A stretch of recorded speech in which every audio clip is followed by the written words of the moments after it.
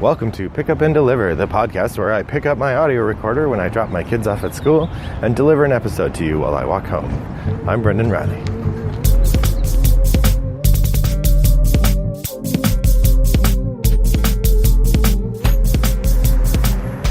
Good morning, listeners, and welcome. Today is May 10th, and I am pleased to be bringing you this episode.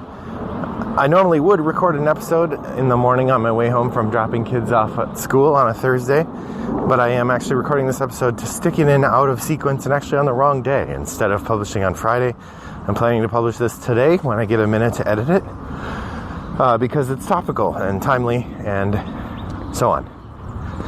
So if you follow conversations on Board Game Geek, there's an interesting one right now going on about the artist for the board game Scythe. His name is Jakub Rozalski. I'll call him Rozalski from now on. He has been accused, or it's been suggested that his art style is too close to tracing, or is tracing, and because he sometimes uses copyrighted images when he makes his art, that tracing is then illegal and or unethical. And he hides the fact that he makes his art that way, therefore he is somehow morally suspect. This is the allegations that are made in the Reddit thread, which has moved over to Board Game Geek. I'm really interested in talking about this, not so much so that I can weigh in, although I probably will before we're done, but more because it's an interesting phenomenon in the space of board game intellectual property, which is, I'm interested in intellectual property, especially as a media scholar, and I'm interested in board games as a board gamer and board game designer, so this is sort of right up my alley. So first off, what's going on? A Reddit thread emerged with a fairly exhaustive set of images from Jakub Rozalski's art and images from Google image search that appear to be so close in pose and shape that the original poster of the thread accused Rozalski of doing digital tracing. He also suggested that Rozalski's art improved too much in the 2 or 3 years that he could find of this art emerging, and so it was thus suggesting that Rozalski is a villain, stealing people's work. So there are a couple threads that are working here, and one of the things that makes this conversation so difficult is that these threads get overlapped and intertwined in ways that make them very difficult to extricate. So I want to highlight what I see as the main threads in the conversation, and then we'll talk a little bit about what I think about the issue. So the first thread is the question of plagiarism, of stealing other people's work and representing it as your own. And the crucial question comes down to here, apparently, is whether Rozalski is tracing or drawing freehand from reference images, and or whether the images he's borrowing and the composition he's borrowing, that he's taking too much of those from the original artists. And because he's not referencing his reference images, he's not citing them in some way, he is then misrepresenting the work as his own. That is one argument. And I want to be clear, I am not making any of these arguments. I am summarizing my sense of the arguments from the thread. I'm not endorsing any of these positions at this point. So position one seems to be Rozalski is plagiarizing other people's work, particularly when looking at things like his mechs, his mechanical creatures, and their similarity to creatures created by other people. So that's one note. As a subset of that note, there's also a question of whether he then hides his method in video tutorials that he does, which apparently he created these tutorials to show people how he considers things like background and lighting and stuff. And so some people are now saying that these are faked somehow. All right, so that's part one. Part two is taking that argument to a legalistic standpoint by discussing the notion of copyright and fair use. And that one's particularly interesting because most people, everybody sort of thinks they know about copyright, Some people have studied it more than others. Some people are lawyers, which gives them a leg up, but for the most part, people are arguing about what it means to use part of a copyrighted image, particularly in the context of something like tracing or closely rendered hand drawings, because people aren't clear, and frankly the law is sort of fuzzy about what is allowed or is not allowed, and how much, when you would owe money to the original artist, and that sort of thing. Third section, the third thread of the argument, or the third piece that I see, tends to be along the lines of, who cares? It looks nice. I don't think he's hurting anybody. Those are kind of the three angles that people are taking. And there's mixtures of all of those. There's nuance and discussion throughout. It's been the Board Game Geek discussion, despite the fact that some people are accusing each other of being too militant or something, has actually been a pretty robust and interesting discussion. Though there is I think there is some reasonable discussion about perhaps people are too quick to shout plagiarism and to try to ruin somebody's career. I find myself resonating with those claims. So I want to talk about a couple things that strike me about a lot of the assumptions going on in the conversation. And I want to start with the copyright one. There are quite a few people who seem to think that copyright law is the same as ethics, and that our presumption about what one should and shouldn't do with copyrighted material is both ethical and right and good. And I just want to remind people that copyright is a 20th century phenomenon. It's a law from the late 17th century or the early 17th century. But the way we use it now is entirely different than it ever has been in human history. And our understanding of creativity right now in this era where you can make something and put your name on it and distribute it around the world is far different than anything else we've had for the bulk of human history. So, just a little reminder, copyright emerged as a practice, as a thing we do to allow artists to make a living in an era when the way that they began to sell those things they made was through selling copies. And so, before that, artists made a living by doing the thing that they did. And selling copies was not really an issue because copying was so darn expensive, no one was going to pay the person who wrote the original text. They're going to pay the person who does the copying. But once we create the printing press, then copying becomes a cheaper part of the process, but also becomes a way to make money by making copies and selling them. And then the person who came up with the art that was made on gets to get paid that way. And thus, the writer supported by the public who doesn't perform becomes a thing you can do, the artist in the same way. Before that, you're either supported by a very wealthy person or you performed. So, in the history of human culture, the creative person making their living from selling copies is a relatively new thing. It also is, to my mind, strictly connected to the logic of the print age. The logic of the printing press is where we get the idea that selling copies makes sense as a way to make money. However, because it's tied to making money, and because in the era of late capital, we've become very good at building systems for making money that are not connected to humankind or not connected to human quality of life, really. One of the things that's happened is we've commodified copyright to the point that the other half of copyright has been largely forgotten by most people. And the other half of that is this. When the original copyright statute emerged and when the copyright code was written into the Constitution in the late 1700s, copyright has two parts. One, the person who makes a thing gets exclusive ownership of it for a while. And two, once that time is up, everybody gets it. Because the Founding Fathers recognized something that we've forgotten in this era of the lone genius. But although the digital age has brought it back for us in a lot of ways, which is that everything is a remix. Everything is already a borrowing and a conglomeration of previous things. So whenever you write a story, whenever you paint a picture, whenever you write some music, you are doing so from a position of having been, as Jacques Derrida would say, always already immersed in your culture. You cannot help but borrow from it. And so in creating the copyright code, we recognized that, and we said after a limited amount of time, things become available for other people to use. So you write an incredible story about a man chasing an evil whale. When that goes out of copyright, then other people can do stuff. They can make their own versions of that whale story. They can use pieces of yours and mash it up, right? Seth Grahame-Smith was able to do Pride and Prejudice and Zombies because Pride and Prejudice is out of copyright. It's public domain and you can do what you want. If he had to pay Jane Austen's heirs for the right to do that, why would he spend his time making it? But for some reason, actually because of Mickey Mouse, but you can go learn about that on the internet if you want.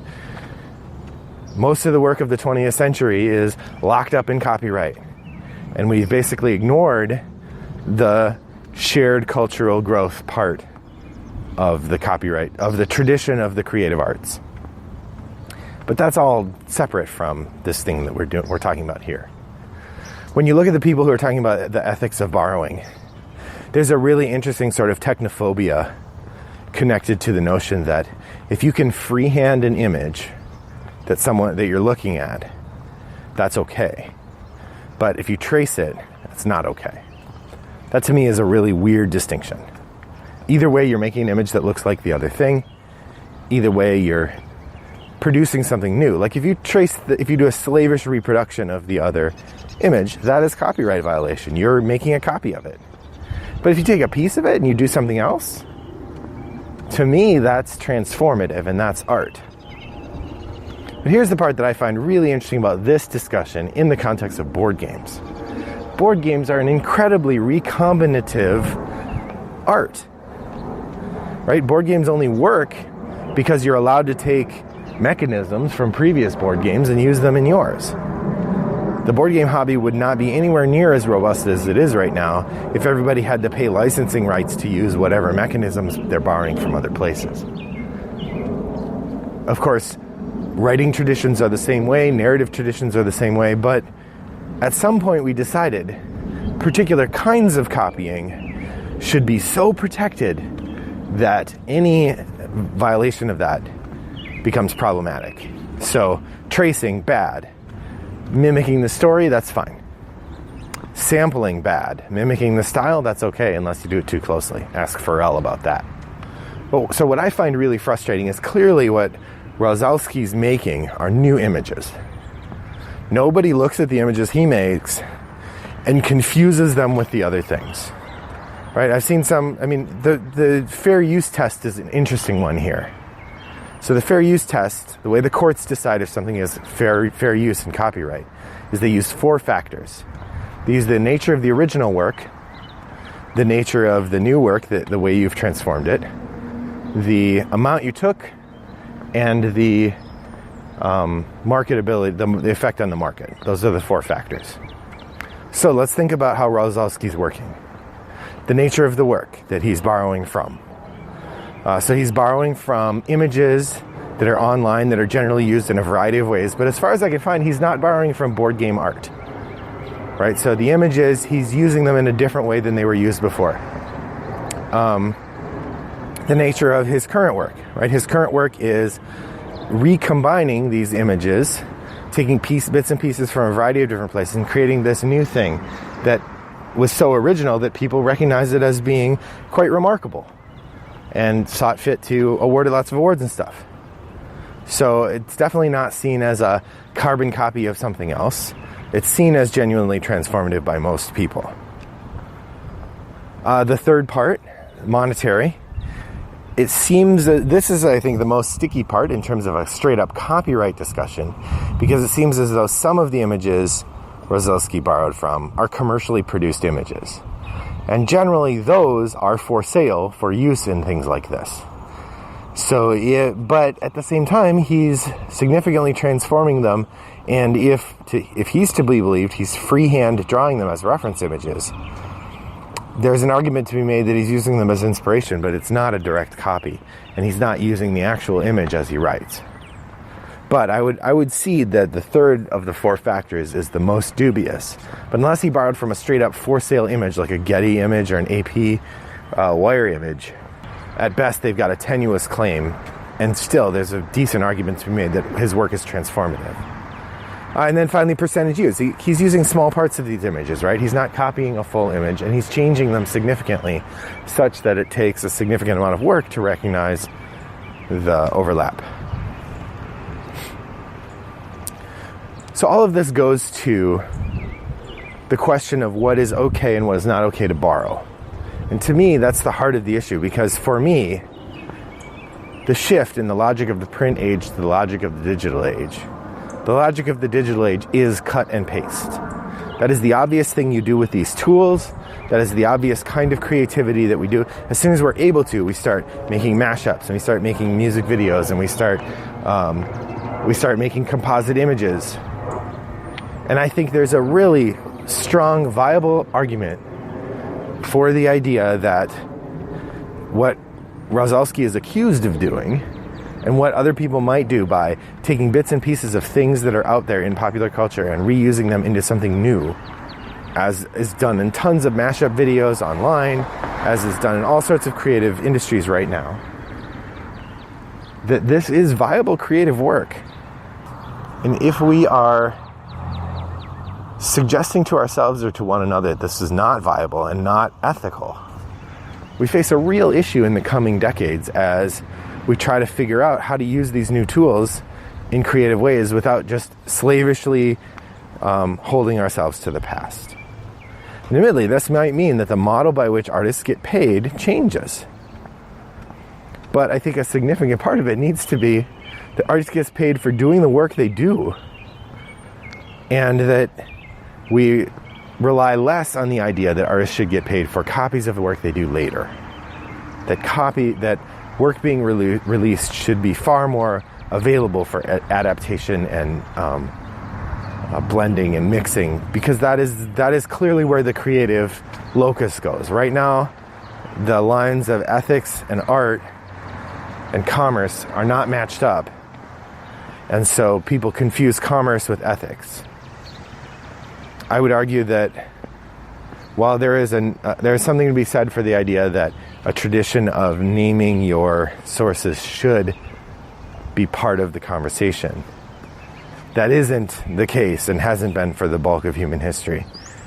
And that leaves something else out that I didn't even get a chance to talk about yet, which is that Rozalski's not American, right? His view of copyright is probably significantly different. One of the things I learned in graduate school, for instance, is that I went to Europe and was writing papers in Europe in like an English program, which is my field. It would be expected that I would do far less citing of work, even if I'm borrowing work from other people, because the expectation is that a competent person knows the reference. So there are some places where somebody will say, like, notice like a famous church that Rozalski used in the background. And like, well, he didn't cite his source for this, but there's an argument to be made that he shouldn't have to, that church is the church. And a random person's photograph of it, if the photograph itself isn't artistically distinct, that wouldn't necessarily shouldn't be covered by copyright in the same way, at least not for someone who's going to take a piece of it and use it in some dramatic other fashion. So perhaps I seem like a wild person. But to me, this is just an extension to visual art of the same logic that has been used in print art for years, in writing and in storytelling for years. In fact, in game design. Right, as my final point, I would say, if you play Scythe, it's hard not to see in it the bones of other games. Right? One of the things in Scythe is your resources you get are determined by the pieces that you take off of your player board and put onto the main board. Right? That is, I know that from Terra Mystica. I don't know. That might be something that was around before Terra Mystica. For me, Terra Mystica is the groundbreaking game that I have, that you get resources, your resource allocations change by the resources you play. All right, I've actually been pacing back in front of my house for 5 minutes now, so I'm going to stop. Thank you for joining me. I hope this was interesting and enlightening. I'm sure there will be people who just think I'm dumb for my opinions regarding the Jakub Rozalski thing. But overall, I think it's worth keeping in mind that the philosophies we're talking about are philosophies. They are not part of the natural order. And when we are arguing something is right or wrong, we need to do so in the context of history and in the context of more factors than just things are the way I like them to be and the way I imagine them to be. So thanks for taking the time to listen.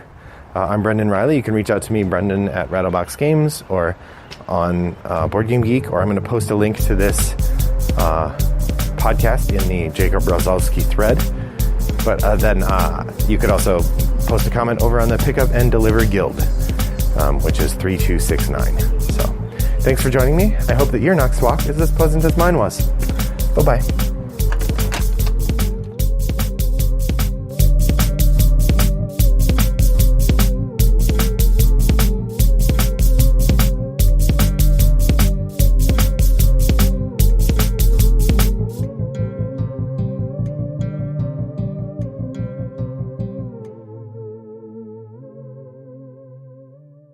Brought to you by Rattlebox Games.